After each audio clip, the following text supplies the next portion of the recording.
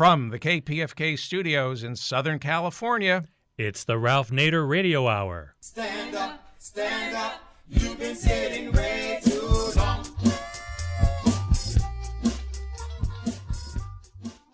Welcome to the Ralph Nader Radio Hour. My name is Steve Scrovan, along with my co-host David Feldman. Hope you had a happy Thanksgiving, David. Yes, I did. And this is a great show. It covers two of my passions, the fate of journalism and divorce attorneys.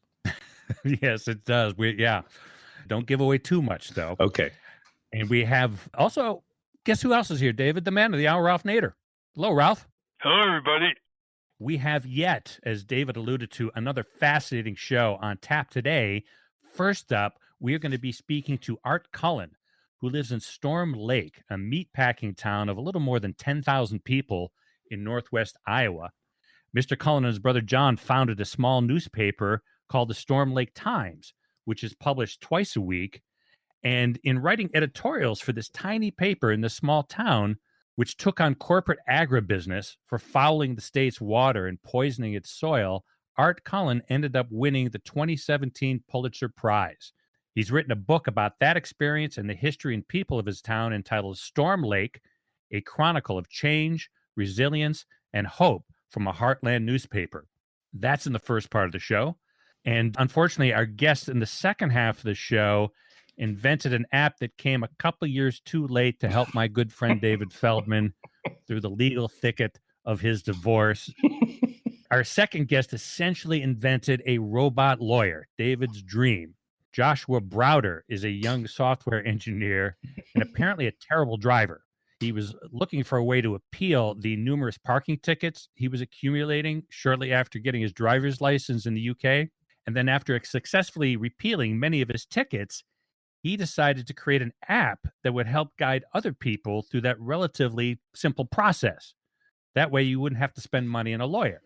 The app is called Do Not Pay, and it's a chatbot, meaning it talks back to you. It's the chatbot that helps generate over 1,000 different legal letters and is moving into other areas of law, which will allow you to sue anyone for free in small claims court. Now, we've done many shows about the myth of the litigious society and how the courtroom doors seem to be closing for most ordinary people. Well, this is a unique way for people to access justice. I wonder if you could get a robot lawyer to chase an Uber ambulance that self-drives. Somewhere in between these two great guests, we'll take a minute to head over to the National Press Building in Washington, D.C. to check in with our corporate crime reporter, Russell Mokhyber. And if we have time at the end, we'll knock out one or two listener questions. But first, let's talk about how a small town newspaper can still make a very big difference. David? Art Cullen is half the ownership and 25% of the news staff of the Storm Lake Times, located in Storm Lake, Iowa. He founded the paper with his brother, John. Mr. Cullen is also the winner of the 2017 Pulitzer Prize for editorial writing. His book about his beloved town is entitled Storm Lake, A Chronicle of Change, Resilience, and Hope from a Heartland newspaper. Welcome to the Ralph Nader Radio Hour, Art Cullen. Well, thanks. Hi. Welcome indeed, Art. I've had numerous conversations over the years with your brother Jim, who's the editor of the Progressive Populist. You're the managing editor. And that comes out every 2 weeks. It's 24 pages chock full of all kinds of columns by progressives from all over the country. People often whose names you don't know, but they know what they're talking about from various regions. And I've given the Progressive Populist as gifts to people around the country. It's an old-fashioned newspaper, tabloid size. You can read the print, has good editorials by the Cullens, and it has a lot of material from Jim Hightower in the beginning of the newspaper. So we'll tell you how to get that, Progressive Populist. But right now, I want to get into the book you wrote and ask you the first question. How in the world do you keep going twice weekly newspaper when they are closing down all over the country in print? Well, it's difficult. It helps if you can get a book deal, and that helps pay off loans. And Pulitzer cash helped pay off loans. We lost money the same year that we won the Pulitzer. But we always seem to find a way to get the next issue out, but it's not easy. But we have a loyal base of readers here, And just like with the progressive populists, there aren't many of them, but just enough to get by. And do you give it away and rely on advertisements, local advertisements, or do you have subscriptions? We have paid subscriptions to the Storm Lake Times, and we rely on local advertising, but that's been declining significantly in recent years because, Walmart dominates our local retail economy, and they just simply don't advertise with us. And do you ever ask them to? Oh, yeah, but, it's just difficult getting to the right person, and they run an insert with us a couple times a year, but that's it, and you can't live off that. And so we live on little small engine repair ads and, $10 and $20 ads. That's how we get by, and with local mom and pop businesses. But, we lost our Chevy dealer advertising. We lost our Ford dealer as they all moved to social media and TV. And it's just tough for community newspapers across the country because it started with the big regional dailies like the Des Moines Register or the Minneapolis Star Tribune, which went bankrupt. And now it's seeping down to the community newspapers. Now we're being challenged with circulation declines. It's really too bad in a way because Warren Buffett has invested in weekly newspapers in Virginia. Maybe it's because they own some land, but he thinks there's a future for local news. Brattleboro, Vermont has a very thriving weekly newspaper that competes with the daily newspaper in Brattleboro, Vermont. And in my hometown, Winsted, which is slightly smaller than Storm Lake, has about 11,000 people. We just lost last year the Winsted weekly paper. Oh, no. Yeah, and all because of lack of advertising. Plus, the chain stores don't pitch in. That's where we have to put the pressure on the Dunkin' Donuts, the Walmarts, the various chains. You call them up and they say, well, we give nationally. Yeah, but you say, we could talk to the local Walmart manager until we're blue in the face. They just give him the keys to the door. All the decisions are made in Arkansas, and we can't get to those decision makers. And they really aren't interested in local weekly newspapers or their communities, I don't think. In the old days, you've probably heard about Brand, the iconoclast from Waco. He had a weekly paper, and he had subscriptions from all over the world. Right. Postage was cheap. And he was very, very well known. He went after the local university, Baylor there. He had a very acerbic style, but that's all water over the dam now. Now it's a matter of survival. And I would think the Pulitzer Prize would have gotten you some subscriptions from around the country. Actually, we saw our circulation decline for 3 straight months after we won the Pulitzer Prize. And we've been seeing it, then it stabilized, and we've been stable since. But we've been watching circulation decline for 40 years. One time the progressive populist was 10,000 circulation. Now it's about 5,000. And it's just our readers are dying off, and younger people simply don't read newspapers. They look at their cell phone and they see headlines in the New York Times or CNN or Fox News or wherever, but they don't really read the stories. And if you don't know who the lieutenant governor is of Iowa, you don't know that she's a cardboard cutout. She was just elected governor. And if you don't read a newspaper, you wouldn't know that. And what about asking for local donations from enlightened citizenry? We haven't gotten to that yet. We're still trying to make it on paid circulation and advertising. But, there's a lot of things being talked about in the newspaper industry, but, grants, et cetera. But none of that is a successful business model that can sustain you going forward.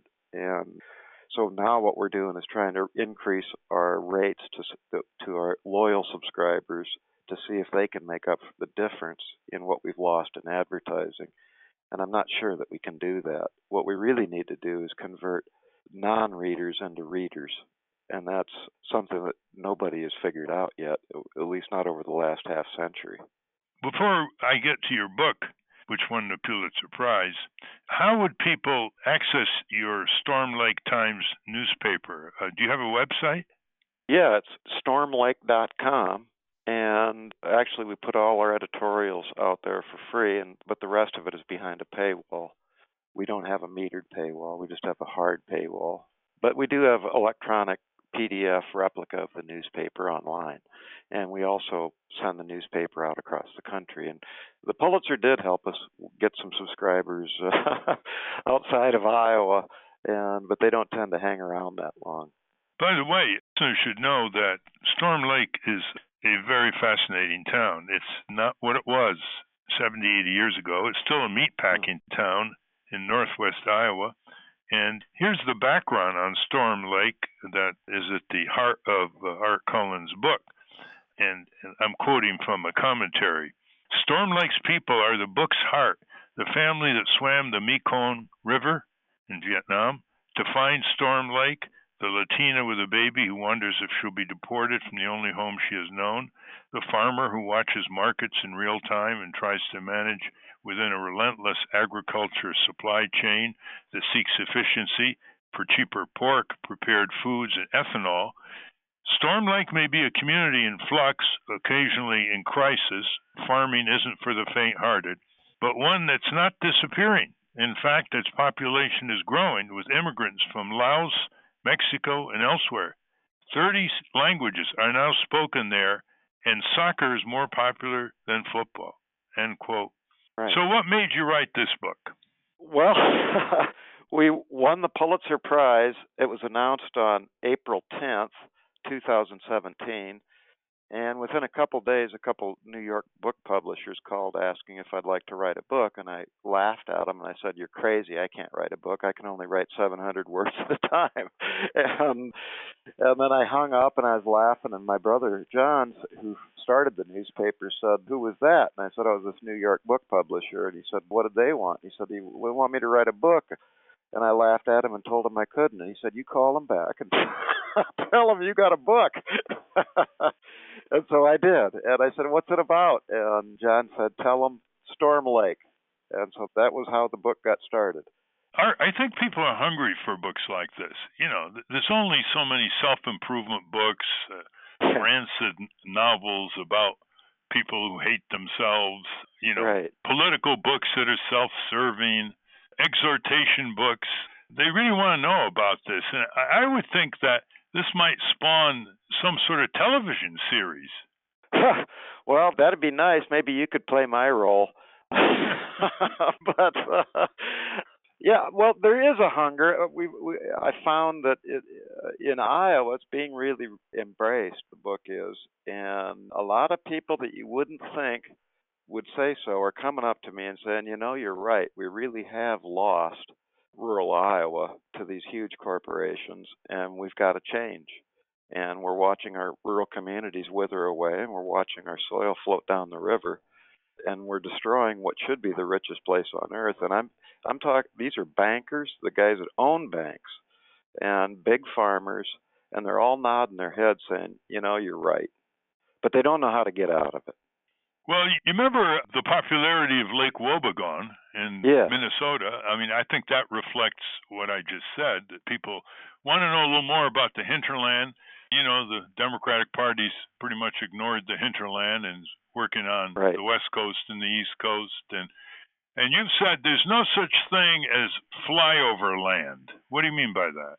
Well, that Hillary Clinton flew over Iowa, essentially, rural Iowa at least. She never visited Storm Lake during the last cycle, and there's, you know, a couple thousand Latinos here that might have voted for her. Instead, she flew over. She stopped at the airport in Des Moines and the airport in Sioux City and expected that that was going to carry one of 12 key swing states in the last election. And she flew over and lost. And that's why this isn't flyover country. If Democrats want to unlock the secret to winning in the Midwest, they need to start in Iowa, the first in the nation caucuses.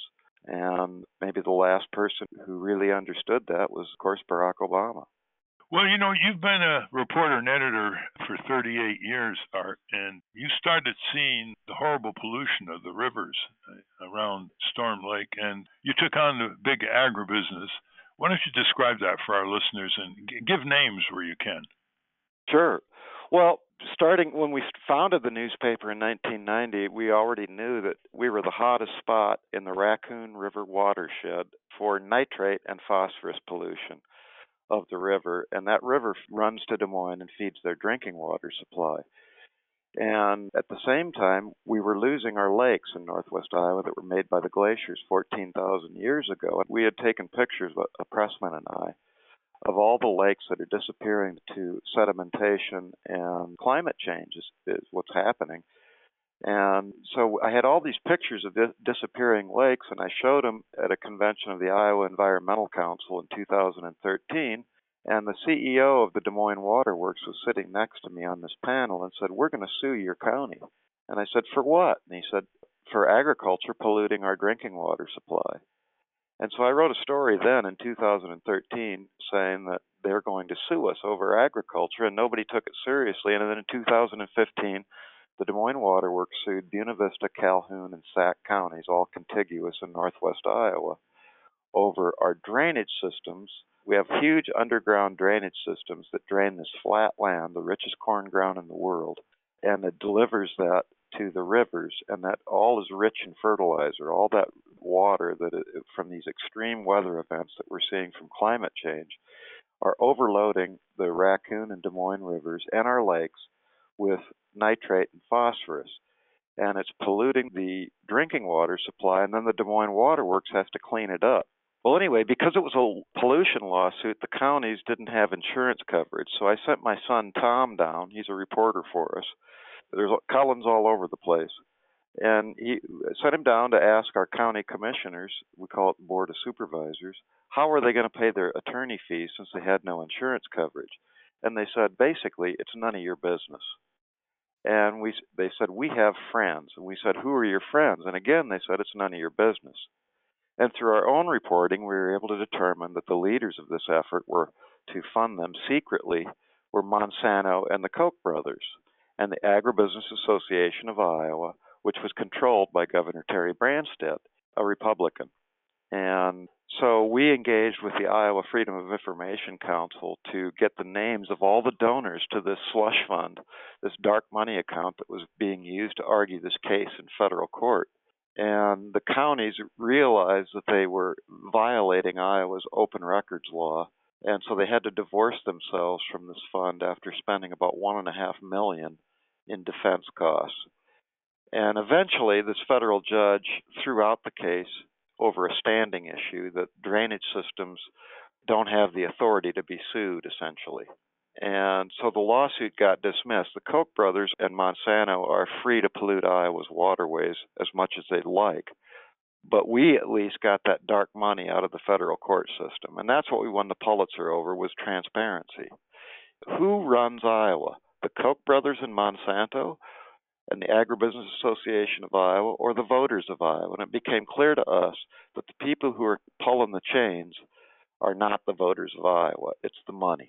And you actually won this prize because you forced the disclosure of a lot of this information about who's polluting with what. But how's the pollution situation in the rivers right now? It's getting worse because of climate change. You know, a couple months ago, in 1 week, we had a 5-inch rain and an 11-inch rain, and you can imagine what that does to bare soil. It's all flowing to the Gulf of Mexico, where it's creating a dead zone the size of the state of New Jersey, and is destroying the shrimping industry in Louisiana so we can pursue 200 bushel corn yields in Iowa to feed hogs that China doesn't seem to want.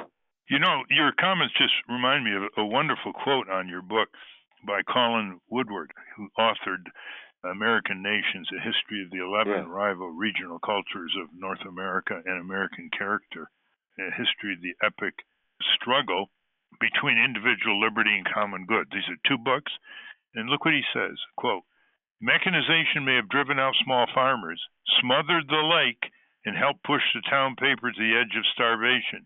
But Storm Lake has persevered, clutching its social fabric against the forces that have torn so much of the rural plains asunder.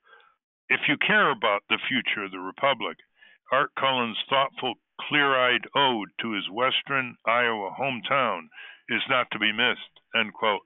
What you're trying to report... Colin Woodard was a great man. Yeah, Art, what you're trying to report here is of relevance to everybody all over the country that's struggling to preserve community, self-government, accountability, the big boys, all kinds of freedoms that are being suppressed, whether it's red state, blue state. Right. Yeah, the illustration to me was that we don't really control our democracy anymore. And of course, this is something you've been writing about in your excellent column for years. Citizens United, opened the floodgates as if they weren't open before. And I think the Waterworks lawsuit is a perfect illustration of how we don't really even control our county board of supervisors anymore. They were taking all their instructions from Wichita, Kansas, and St. Louis, Missouri, and they were able to do it. And we were able to get that dirty money out of the system for a little bit, but then they just continue to buy the State House. They've bought Iowa State University. The Koch brothers now endow the Markets program at Iowa State University, which used to do the world economic modeling for the United States Department of Agriculture. So now their credibility is colored by Koch money. And it's called state capture. They captured Wisconsin, they captured Kansas, and they captured Iowa. They captured their judicial systems, their government, and their university, their land grant university systems. And they control them now. And people in Wisconsin and Kansas stood up in the last midterm election and they said, enough. People in Iowa said, not enough. We want more of it. And they voted Republican again. What's disturbing is if the people of Iowa feel the same way you do, and there are plenty that do, they can take control of the state legislature. They got the votes. The Koch brothers got big money. They don't have the votes. So the first steps take over the state legislature, which can start returning power to the many and taking it away from the few who are making horrendous decisions in the name of ever more profit. I've never seen a book that has been so praised widely all over the country. It's almost like some of these people have a guilt complex over what's happened to rural America. You have great praise from the former governor of Iowa, former Secretary of Agriculture, Tom Vilsack, but you also have praise from Dan Baltz, who's the chief political correspondent for the Post, from John Barry, who wrote The Great Influenza and Rising Tide. Now, I think you did get on for once NPR and PBS, didn't you?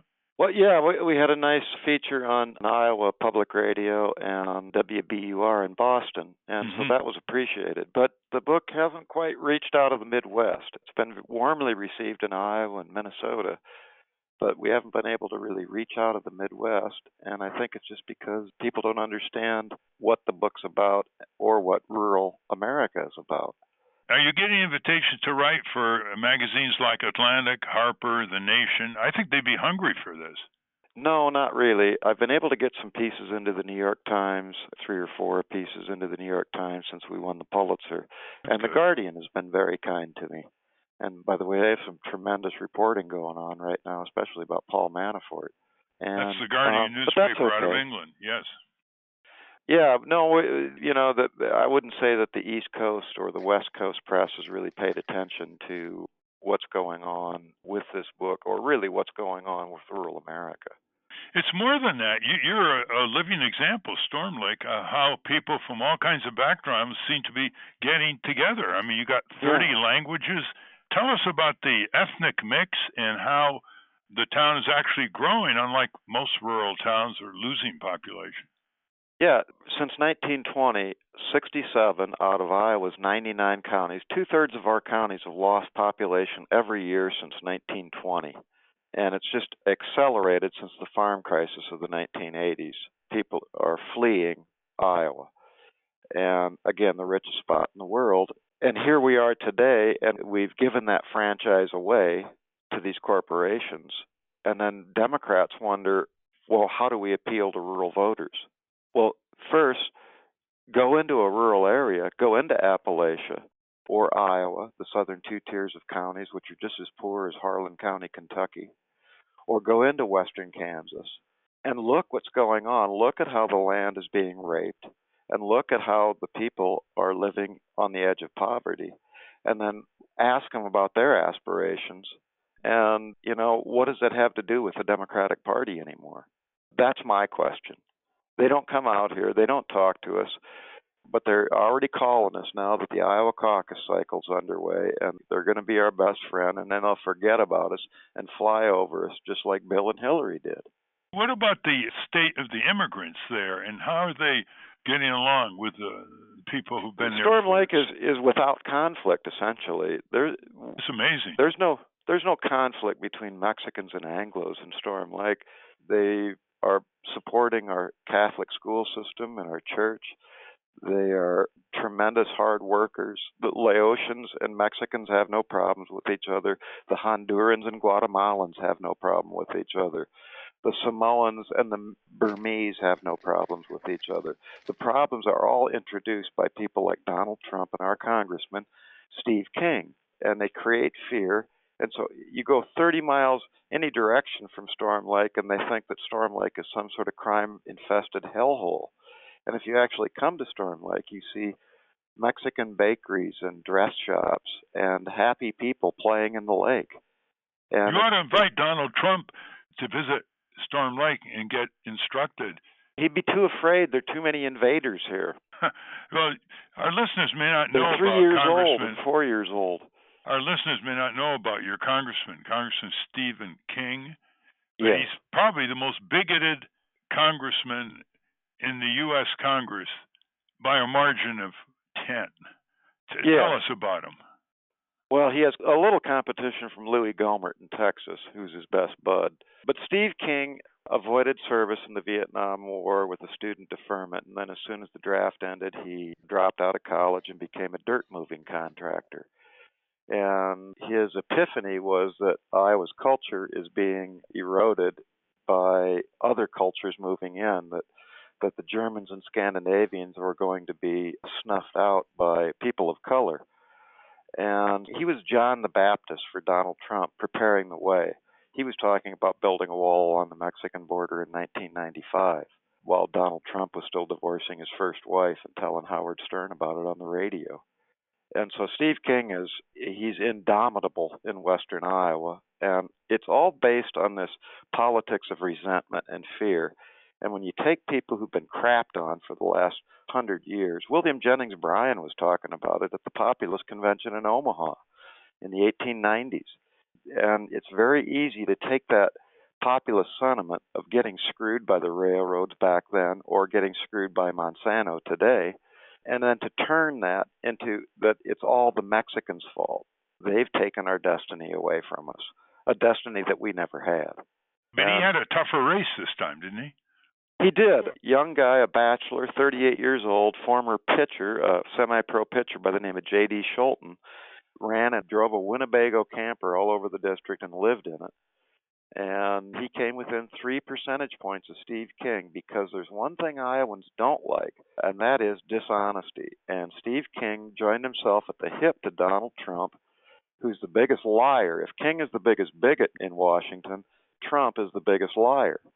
And people in Iowa will not countenance liars. And that's what happened in 1974 when Tom Harkin and Berkeley Bedell got elected and defeated longtime incumbents. They were associated with Richard Nixon. Wiley Main and Bill Shirley were associated with Richard Nixon, who was a liar. And Iowans voted the both of them out and introduced us to Tom Harkin and Berkeley Bedell, two of the great progressives of our time. So it can happen again with J.D. Schulten. People will not put up with a liar, and they're figuring out that Steve King is a liar. Let's get some input from Steve and David before we close. Art Cullen. We've been talking with Art Cullen, who's the managing editor of the Progressive Populist and also puts out a small Iowa twice weekly newspaper in Storm Lake. You can get on the website by going to stormlake.com. Steve, David, any input here? Yeah, I noticed that you have to spend $200,000 a year on postage. I was wondering, maybe Ralph can answer this, what the federal government could do to save local newspapers. Well, actually, the Canadian government is coming up with a plan to do just that by relieving postal costs and certain tax breaks and the like. But the problem with the Postal Services is that it's being defunded as well by the federal government.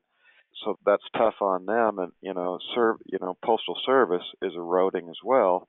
We'd be happy paying our current rates if we could just get the paper delivered from Storm Lake to Des Moines in a 2 to 3 week period. That would be a start, is improving mail service. David, many years ago, the post office was very aware of the need to keep rates down for newspapers, and that's what helped create hundreds of newspapers all over the country. I mean, they could mail it for a penny. And I think that's what Art is reverberating off, that ought to get us to get members of Congress to start paying attention to how higher postal rates can stifle our freedom of speech. Steve? Right. Yeah, Art, you mentioned the Iowa caucus is coming up, and now it's after the midterms, and this is starting to gear up. As a journalist in a local newspaper, how do you brace yourself for that, or how do you put that circus into perspective? Because it really is kind of a circus, isn't it? Well, yeah, it used to be really enjoyable back when I was working at a small newspaper in Algona, Iowa. Paul Simon just strolled into the office, the politician, not the singer, with his bow tie on, and just sat down with me for a couple hours and just talked about agriculture issues. It was the height of the farm crisis. And you just don't get that anymore. They don't come to Storm Lake like they used to. And although with, 20 or 30 candidates on the roster right now, we're already getting contacts now. Now they're reaching out to those smaller places. When it was preordained that it was a Bernie Hillary thing, nobody was coming out to Storm Lake. Certainly Hillary wasn't. But now with so many candidates, they will be coming. And so actually now with a Pulitzer Prize, it gives me an opportunity to maybe try and hold their feet to the fire a little more. I can get a little more attention now than I could before. But, we would like all those candidates to come to Storm Lake and explain, how are you going to help us save ourselves here in rural Iowa? How can we get off this chemical addiction that's destroying our soil and water and make farmers prosperous again and rural communities prosperous again based on more diverse agricultural system and smaller employers, smaller food processing systems that are locally based. And that's the way that everything's going in America, but that's not the way Iowa's going. And that's not the way the Midwest. Fortunately, I think you're going to get a lot of attention in this presidential race because there could probably be 15 Democrats competing for the nomination, and with the attention that Storm Lake has gotten and the way immigrants are fitting in and working hard, and there's peace between the old residents and the newcomers. I mean, you've got a lot to teach America. Our time is unfortunately up. Art, can you tell our listeners again, first, how can they get the Progressive Populist and how they can get to the website of your twice-weekly Storm Lake? Sure. The Storm Lake Times, they can visit our website at stormlake.com, and they can find all our editorials there. They can read them for free. And then if you go to populist.com, populist.com, they can subscribe to the Progressive Populist, which is, we call it a journal from America's Heartland.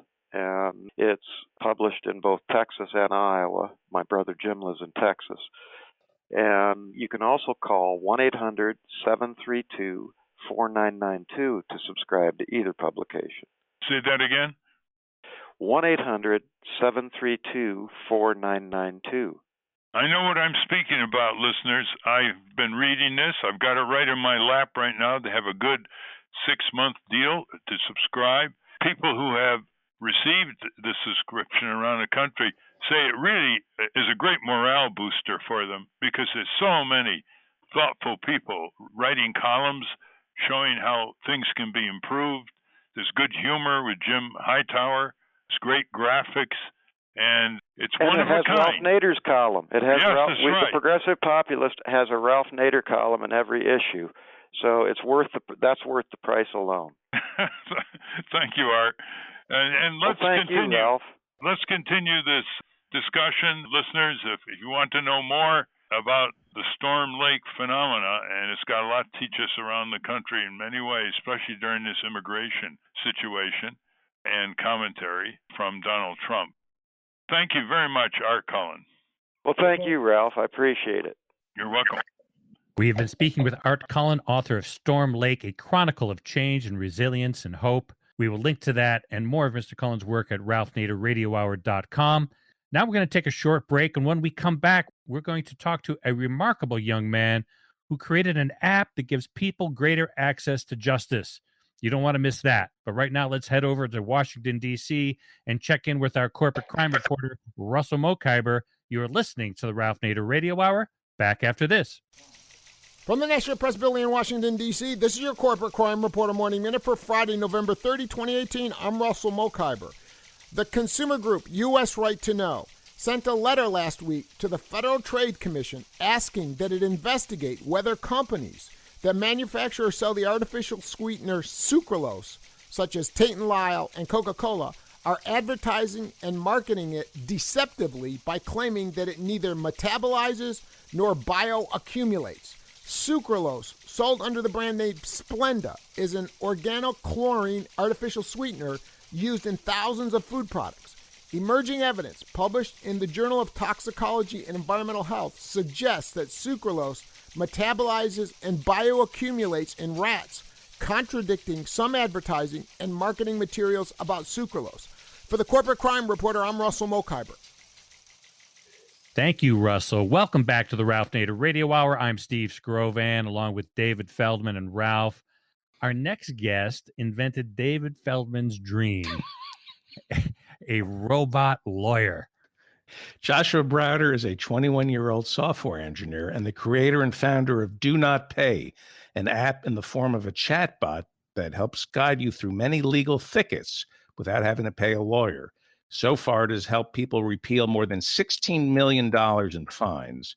Originally from England, Mr. Browder has now set up shop in Silicon Valley as he works to expand his robot lawyer into other areas of the legal system. Welcome to the Ralph Nader Radio Hour, Joshua Browder. Thank you so much for having me. Welcome indeed. You're also a senior at Stanford University, majoring in computer science. Well, over the years, it's been very clear to me that this idea of access to justice is denied to most of the people in our country when it comes to being ripped off in commercial transactions or having their privacy invaded. And, you know, they're nickel and dimed, only it isn't nickel and dimes anymore, by banks, bounce checks, by insurance companies, by little additional inscrutable fees on their telephone. And you've developed an app where people can basically sue to get their money back or other remedies.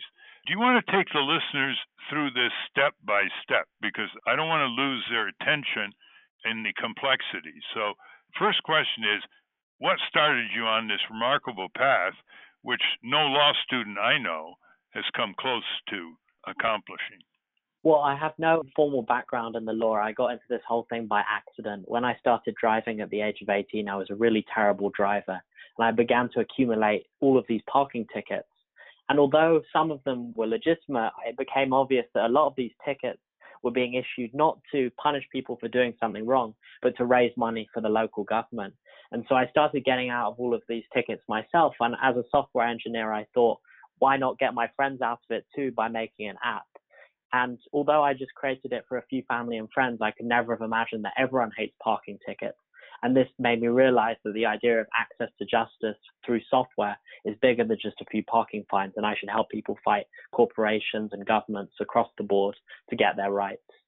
Okay, now how does it work exactly in the parking tickets? You're claiming that you were given parking tickets unlawfully or you were being harassed. What claim did you make? There are all of these rules that the government has to follow because they're making so much money. In New York City alone, they have $1 billion a year of parking ticket revenue, but they don't follow the rules. The parking bays are too small for even a small car to park in. There's no signage to tell you what to do. And so what my software does is that I like to think of it as a robot lawyer. It speaks to you, finds out defense for your issue, takes down a few details, and then uses those details to automatically generate a letter for free that will get you out of your problem. Now, are your demands pointed to the culpable company or government agency first, or the demand goes right into the court where the company is turned into a defendant? So it's a combination of things. So 3 weeks ago, we launched an app with 15 different big legal issues. And one of them is you can sue any company in small claims court for under $25,000 in some states, $10,000 in others. And in that case, it goes straight to the court. But we've also built a lot of software that helps you write to the companies themselves with a very legally sound demand letter saying, I know my rights. I'm going to get my rights, and if you don't give me the money back, I'll take you to court. So it's a combination of things, because we're not looking to flood the court system. Ideally, this gets resolved normally, like without any courts involved first.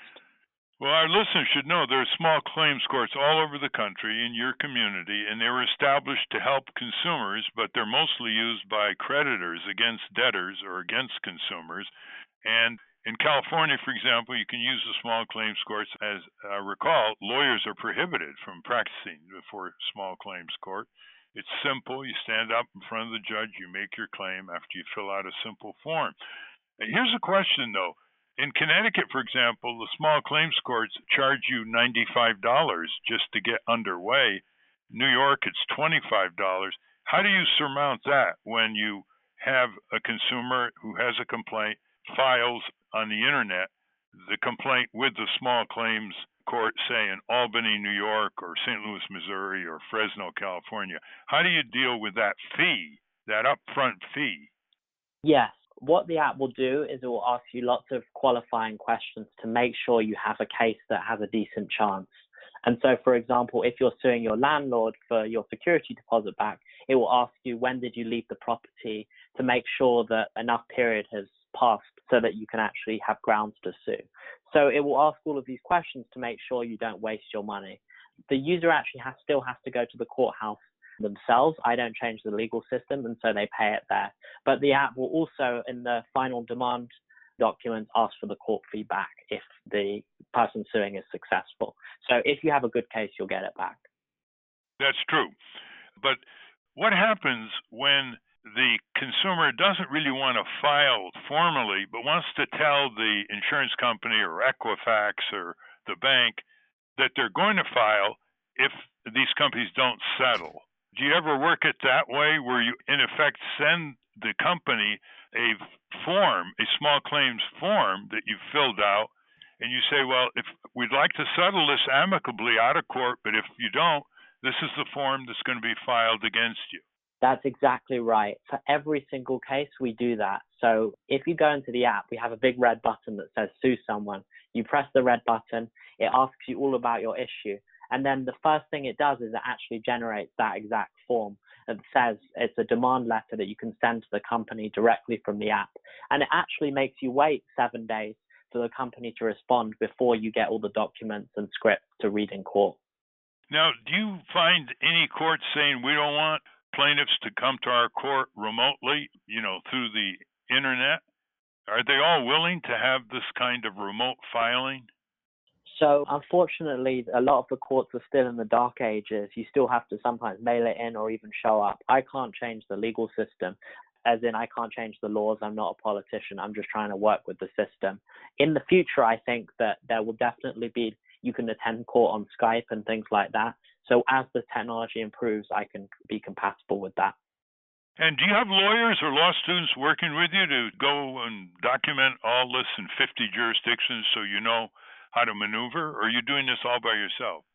Yeah, we have an army of law students and lawyers helping us. There's one lawyer, a partner at a big firm called Wilson Sonsini, who's actually part of the company, who advises us on all the bigger issues. And where are these law students studying law? We have Stanford, Harvard, University of Connecticut, really across the country, pro bono. This is a wonderful development. I want to direct you to an article I wrote on lawlessness in America as the norm, not the exception, by the powerful. Lawlessness, and it's in the Harvard Law Record. So if you go to hlrecord.org, you will see it. You'll also see some other relevant articles for the pursuit of what you're trying to do. The dirty little secret in America is, just because the rules say equal justice under law, just because the small claims courts say it's easy to use and you don't need a lawyer, it's still not happening. The vast majority of people who are cheated, lied to, stolen from, have to swallow their grievances. And what you're doing is providing a facility.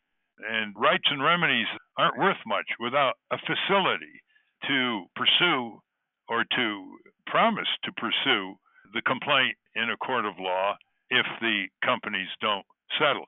Of course, as you know, if you go into small claims court against a large company, often the company doesn't want to waste their money and send a lawyer to defend, so they take a default judgment.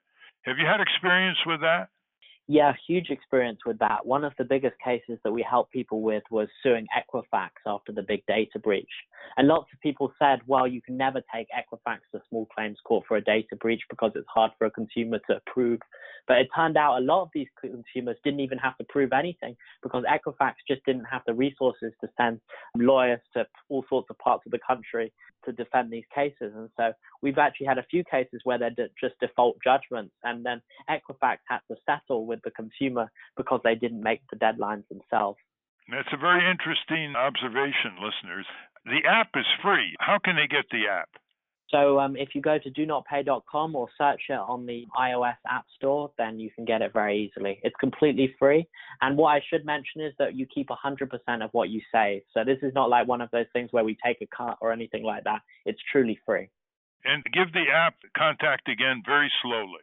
So if you search Do Not Pay on the App Store or go to donotpay.com, you can get it and it's completely free. donotpay.com. Yeah, and one thing that's interesting is that you're working on volume now. I mean, you've helped users claim $16 million in disputed parking tickets, according to the newspaper report on this. About half the app users who have sued Equifax have been successful, taking home an average of about $7,000.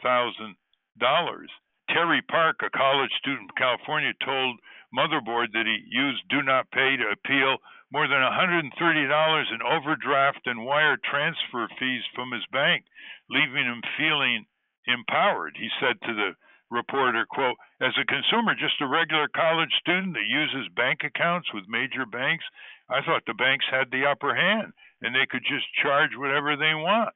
Quote, he said, quote, "I didn't know these fees could reverse, and I think this app really helped to open my eyes in terms of what could be done and what I could get out of it," end quote.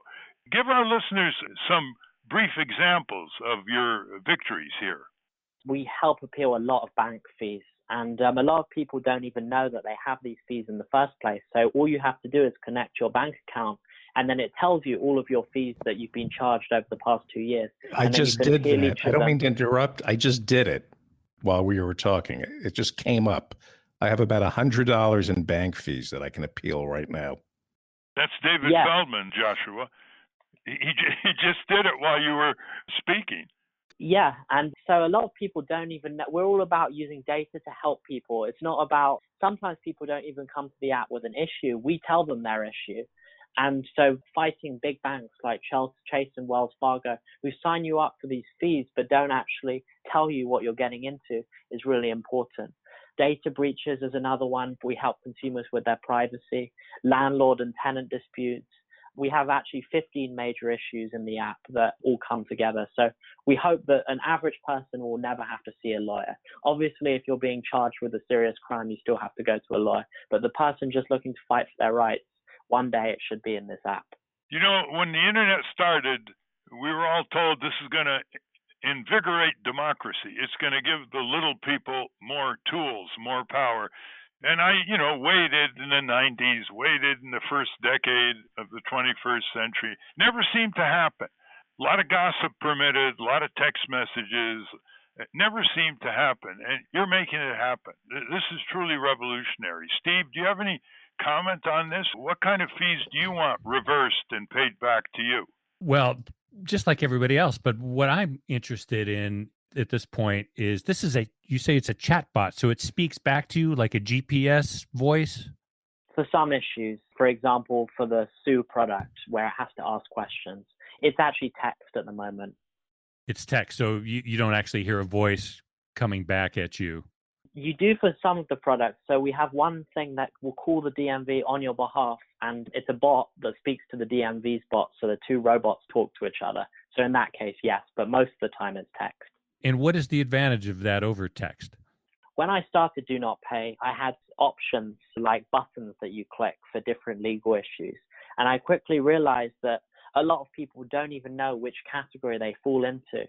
So if you make it a conversation, then the user can specify what their legal issue is in their own words, and then the software can actually translate that into the legally correct issue, if that makes sense. I think there are a million ways to say the parking bay was too small, but there's only one legally correct way.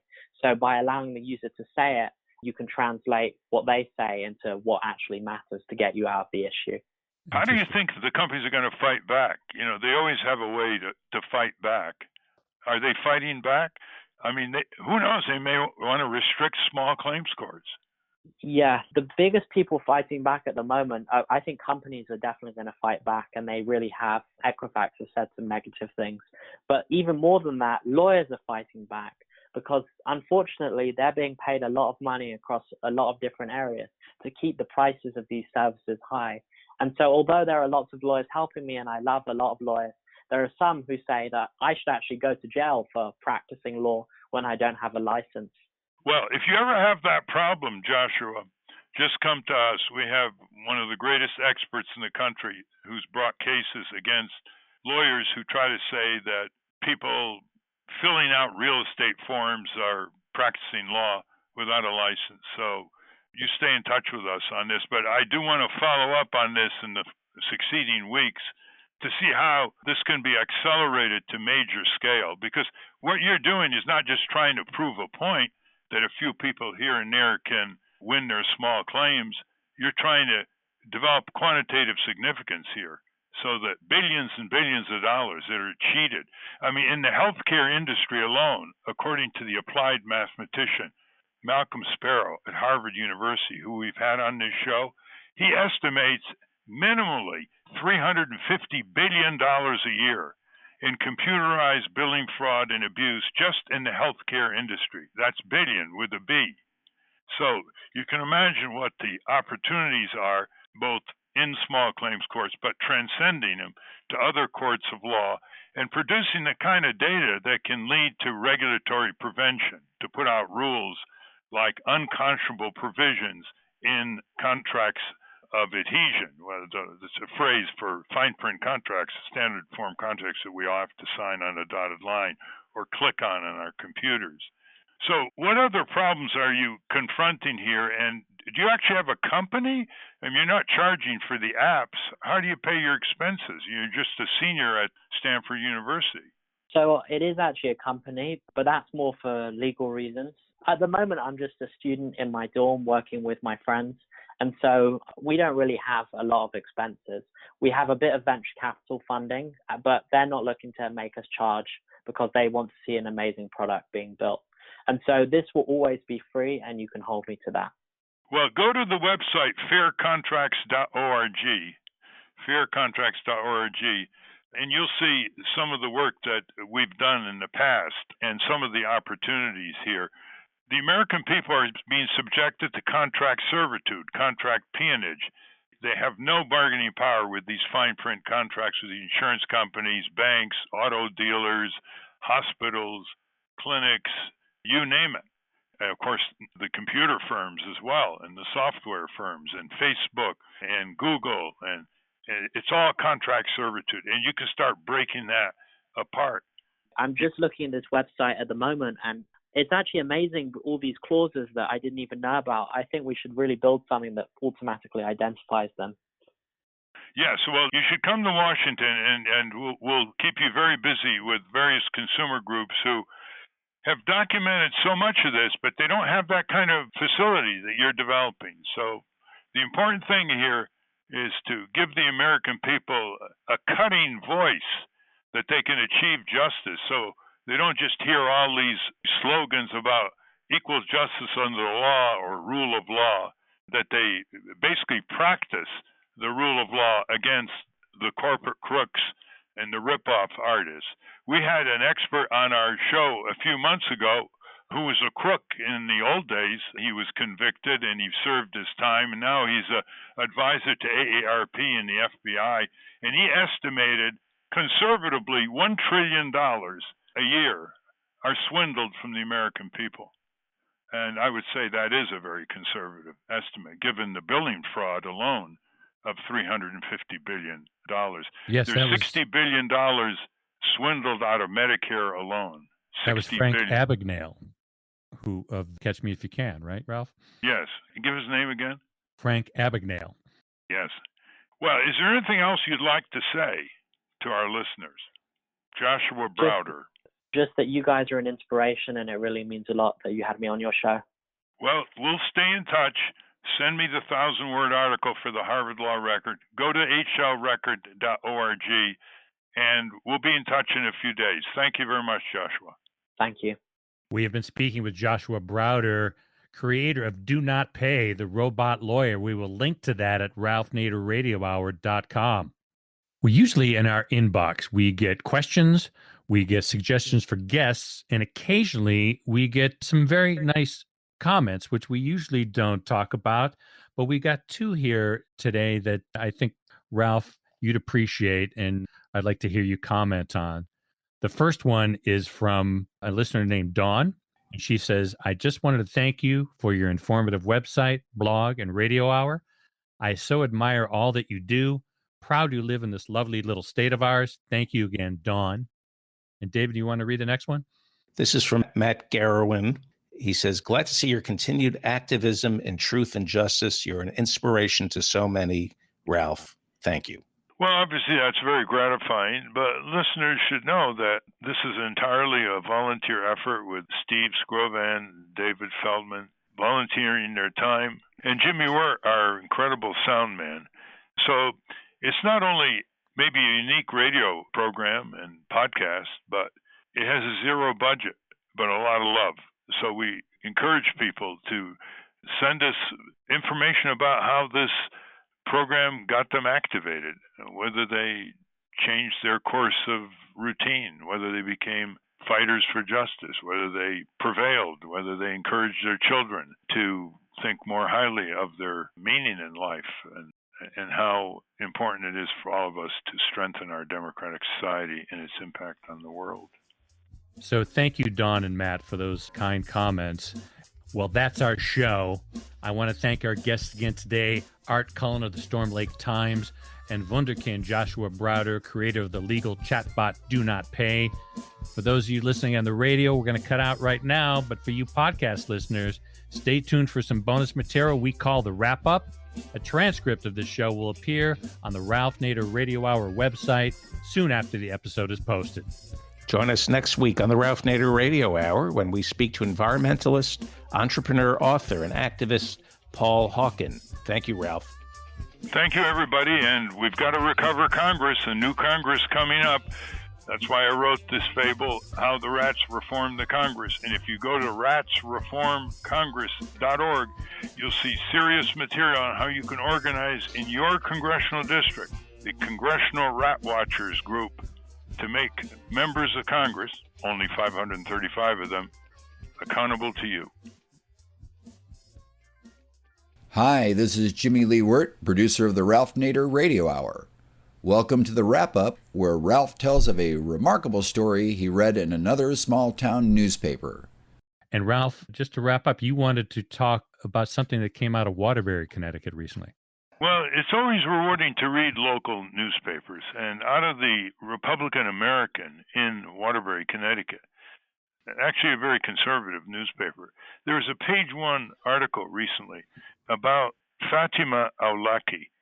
She is the daughter of Yemeni immigrants, and she's a 30-year-old fitness trainer. And she started observing the starvation in Yemen and the kids that are starving in that war in Yemen, which Mr. Trump is supporting one side of, in the bombings and the complete disintegration of public services. So she decided to go to her social media following and raise money for food relief. And she thought she'd raise $10,000. And she ended up raising $500,000 for Yemeni relief in little more than 1 month. Amazing. The charitable impulse of the American people keeps surprising everybody around the world. And we've got to make our government more charitable and our big businesses more accountable to reflect the best angels, to use Lincoln's phrase, of the American people. And that's a wrap. Join us again next week when Ralph talks to environmentalist Paul Hawken. Stand up, you've been sitting, raise